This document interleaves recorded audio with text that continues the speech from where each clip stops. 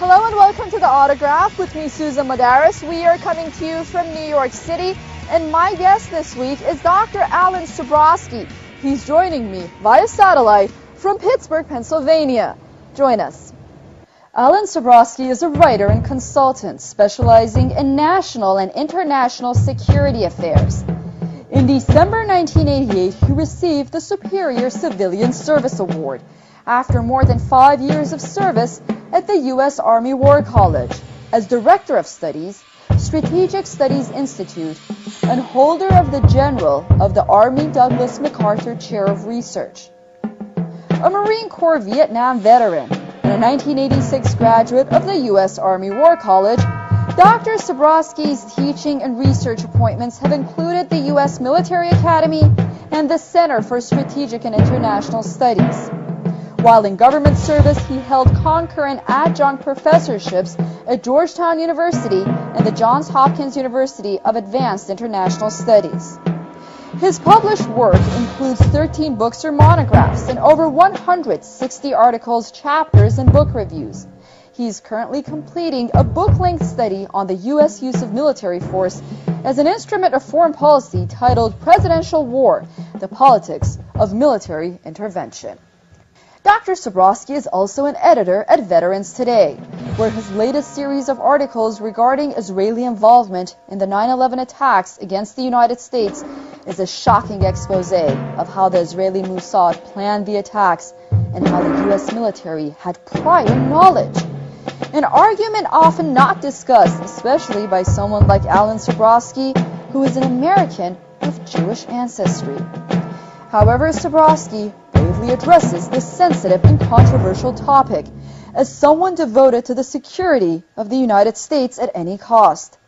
So what happens when a military insider puts the devastating terror attacks of 9/11 directly at Israel's doorstep? Dr. Alan Sabrosky, thank you so much for joining us on The Autograph. My pleasure, Susan. Tell us how you make the case for Israel's involvement in the tragic 9/11 attacks. There were several different ways of doing it, Susan, and this may be a little bit more background than some of your people need, but I began to have suspicions about what had happened on 9/11 about 2 weeks after the attacks. There were several discontinuities that made no sense to me whatsoever. The behavior on the part of some of the named terrorists, these 19 Arabs on 4 planes, running around flying schools like loose cannon, not having the pilot skills to fly the aircraft, no recognition for what they had done afterwards in their own area, their own community. And it struck me that for many reasons, none of the arguments that were being given for what they did made any sense. But I then immediately forgot about it until about 2 years ago. And then I came across a video which I found to be extremely disturbing. That video was an interview with a Dutch demolitions expert named Danny Jowenko. And it concerned the collapse of the 3rd World Trade Center tower to go down on September 11th. This was the 47-story World Trade Center 7, the 3rd tallest building at the World Trade Center. Jowenko had never heard of it. Neither had I. And when you looked at the building, you saw that there was effectively no damage to any face of the building. It had not been hit by a plane. It had not been taken major trauma from debris, and it went straight down into its own footprint in about 7 seconds in what was visibly a controlled demolition. You know, and it was pretty clear that whatever those 19 named Arabs on 4 planes, 2 of them at the World Trade Center, had or had not done, they could not have had any possible effect on that 3rd building going down. Shortly after that, I came across, partly out of my own curiosity, which this definitely aroused, and a very extensive video, both of which I've cited, by the way, in some of my recent articles, which were taken on 9/11 itself from what became Ground Zero, the base of World Trade Center 1 and 2, the Twin Towers. involving police, emergency services personnel, newspaper and television correspondents, and you can see and hear secondary explosions at the base of the World Trade Center buildings. Now, planes impacting at 800 to 1,000 feet above the ground are not going to cause secondary explosions at the ground floor. And this followed over into other reports, also there on September 11th, about vans in the area, white vans. In one case, a van was picked up by police and people arrested at the access to a major bridge. The van was filled with explosives, and the two people in it were Israelis. In Bergen, New Jersey, same day, a van with several people in it had set up cameras. Before the first plane hit, they were filming the Twin Towers, and they were celebrating. High fives. It was a good thing for them. Residents called police. Police arrested them. All five were Israelis. What intrigued me, in addition to angering me, was that within days, all of these reports disappeared from the media. Most Americans don't know that a third building went down at the World Trade Center. Most have never heard about the secondary explosions reported by CNN, ABC, Fox, and others at the foundation of World Trade Center 1 and 2. None have ever heard about the vans.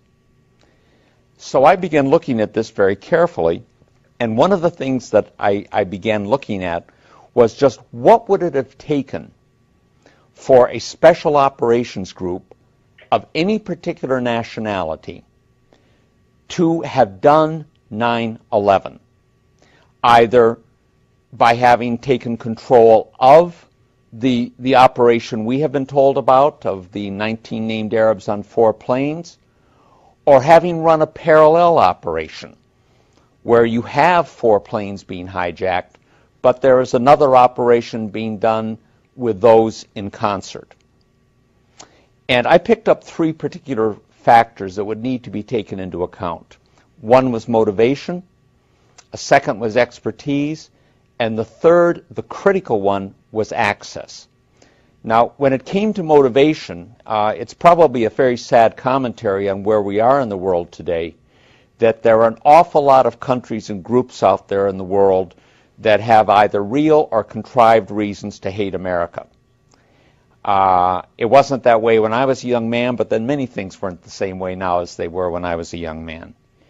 But almost all of the groups and countries that might want to do this only had a negative reason for doing it. They wanted to hurt us.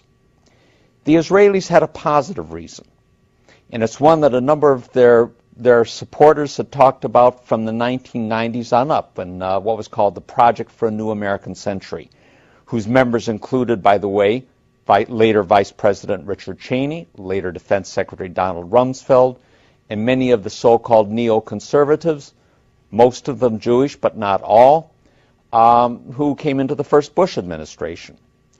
Israel had a positive reason, and it was get the United States involved in a war in the Middle East with a powerful, enraged, anti-Islamic strain within the American public, that they needed a catalytic event to produce this. They even talked about it in terms of another Pearl Harbor is needed to bring the American people into this fight. The second was expertise. Lots of expertise out there. Bringing buildings down and controlled demolitions is something that almost any intelligence agency of any country in the world can do or can contract. There are many private agencies that do this. But one thing is absolutely clear. Neither those 19 named Arabs on the plane nor Al-Qaeda as an organization had the expertise, the technical expertise to do that. And there is one very clear proof of that. If Al-Qaeda and its affiliates had had the ability to wire even one building for a controlled demolition at the World Trade Center, much less all three of them, the so-called green zone in the heart of Baghdad would have been a pile of rubble. And it wasn't. But the last is access. The World Trade Center security was an Israeli-owned company. Security at all three of the airports from which the 4 aircraft on 9/11 departed, ICTS, was an Israeli security company. That security company, by the way, also had security at the airports in Paris and Amsterdam later, from which the so-called shoe and underwear bombers departed. The security company at the World Trade Center had 24/7 state-of-the-art electronic surveillance and foot patrols. Wiring a building for a controlled demolition, and I must confess here, this is not my specialty. I have heard what people who do this for a living have said about it, but it is not my specialty. But the description of it in the video of Danny Jawenko that I mentioned to you is a very good one on this.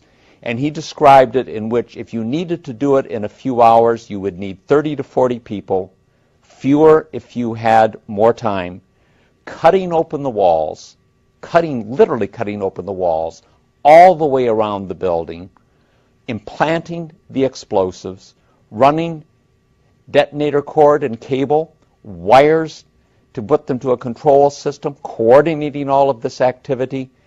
This is not something that involves the casual bringing in of a briefcase and leaving it at the foot of a building's elevator and going out again. This is extensive work, and it would require the type of extensive sustained access that could not go unremarked by the security forces in place on this.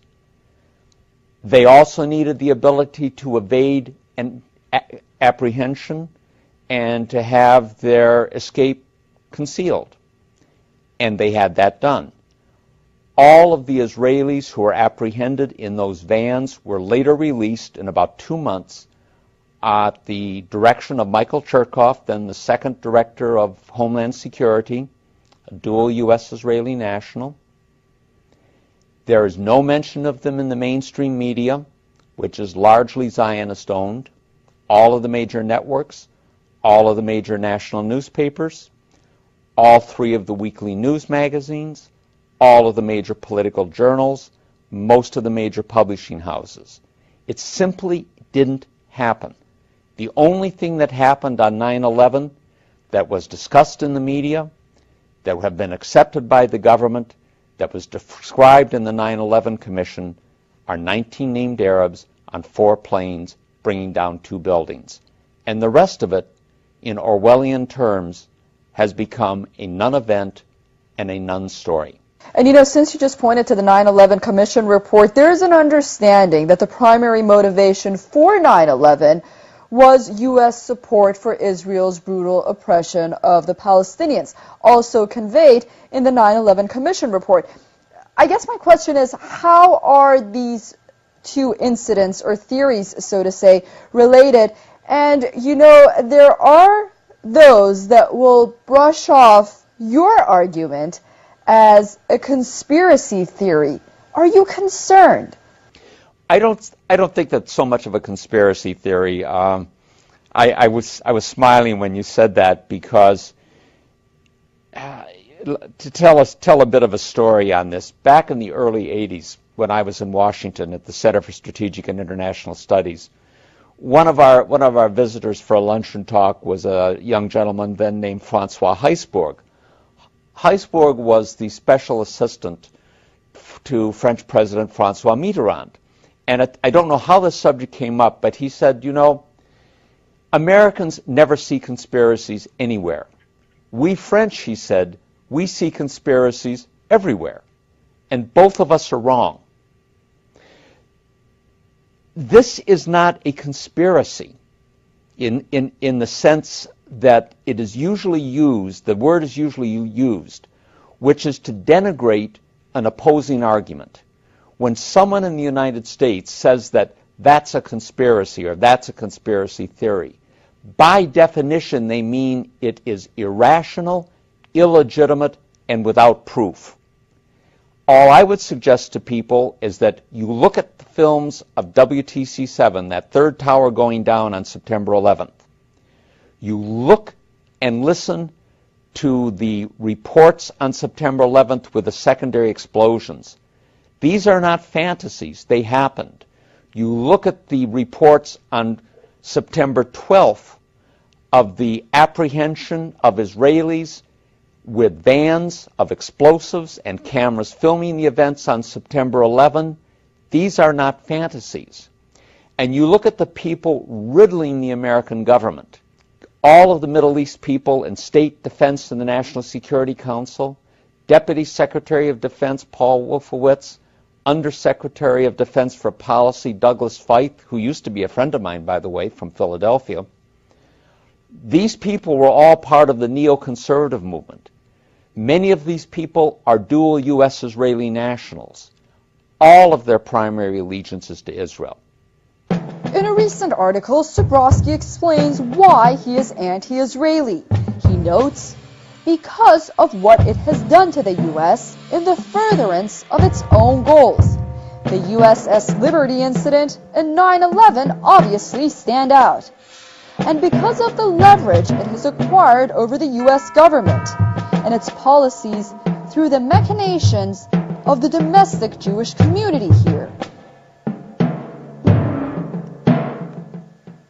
My concern is that I don't much care about other people or other countries. I don't hate anyone in particular. I don't like anyone in particular. I'm an American. My loyalty is strictly to the United States. And I don't care what my ethnicity is or what my ancestry is. My allegiance is that. And my concern is only whether something helps or hurts the United States. And I think anyone who's a citizen of any country can very properly have similar feelings toward their country. What I'm concerned about is what is done to hurt America. And it is very clear that over a period of the last 40-odd years, that the penetration of the American political process, the effective subordination of the Congress in particular to Israel, when an Israeli prime minister can get 29 standing ovations from a Congress that can't give that much support to one of their own presidents, no matter how outlandish the statements, you have something as close to a puppet agency as you're going to find. Our policy in the Middle East has for decades been manipulated increasingly in terms of what benefits Israel and not what benefits the United States, even when that policy is articulated and supported by individuals who are sworn officials of the United States government. And to me, when a sworn official of the United States government, whether or not that person has dual Israeli citizenship, manipulates American policy, contrives crises and tragedies like 9/11, contrives wars like Afghanistan and Iraq, and now tries to get us into a war with Iran, all in the service of Israel, spending American lives in that process, they commit high treason, and they need to be treated in that manner.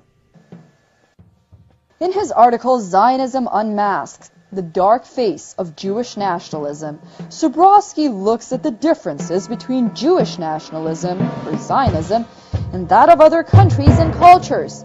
He argues that, first of all, Zionism is a real witch's brew of xenophobia, racism, ultranationalism, and militarism that places it way outside of a mere nationalist context.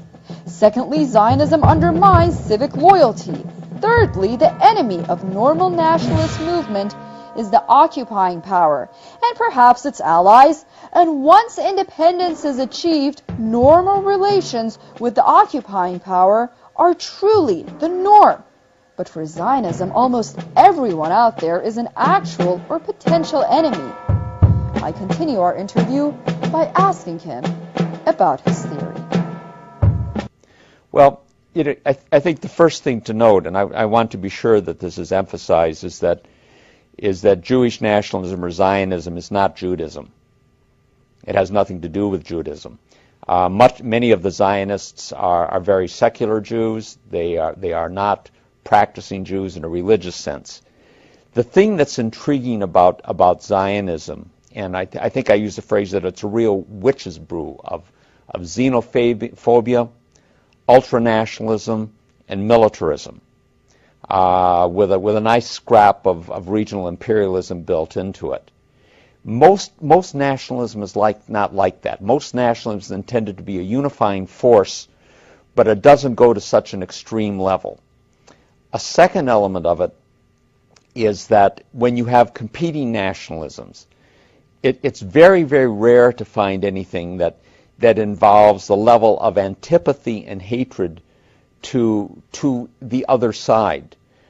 Sabrosky believes that Americans should see where they stand now, what should be done, and where America must stand if it wishes to alter the world Zionism has contrived. While he paints a realistic picture of what the current situation is, he addresses why so many attempts to contain Zionism in the U.S. have failed throughout the years. You know, a good friend of the show, James Morris, who has contributed greatly not only to this show, The Autograph, but also in raising public awareness, notably on his website, AmericaHijacked.com. I remember him saying that he was a registered Republican for many years, but ultimately found it very hard as an American to relate to that party, or the Democratic Party for that matter, and became extremely frustrated, notably because of the government's support for AIPAC and similar organizations and the United States support for Israel in general. Just recently he was quoted as saying that he has become an independent. But I guess my question is, and my point is, that are we seeing more public awareness, more frustration inside the United States among Americans, because the ones that I talk to seem to be very, very upset, to say the least, and they seem to feel very strongly about this issue. I think many Americans are finding it difficult to relate to their government, but the idea that there's any kind of a mass movement there because of the relationship to Israel is simply not the case. There is no vehicle for that type of opposition to have been created. There is not even an awareness on the part of most of the American people about the details of 9/11 that I mentioned to you. One of my last article was much more of a practical, how do we get the word out? And I think that if people did understand what had really happened at 9/11, you could very rapidly see a very substantial reorientation of public opinion. Dr. Alan Sabrosky, thank you so much for those comments. So much more to talk about. Unfortunately, we are out of time. Hopefully, we will see you back on The Autograph next time here in New York City. Susan, thank you very much. I sincerely hope I too can meet you there, and I'm only sorry that the missed plane connections didn't make it possible last night. No worries. It was a pleasure to have you on. Thank you, Susan. You take care. All the best wishes to you. That's all the time we have for this edition of The Autograph here on Press TV. Thank you for staying with us and watching. Remember, you can always send us your emails to The Autograph at SusanMadaris.com. We are always looking forward to them. Until next week in another show from all of us here in New York City, goodbye.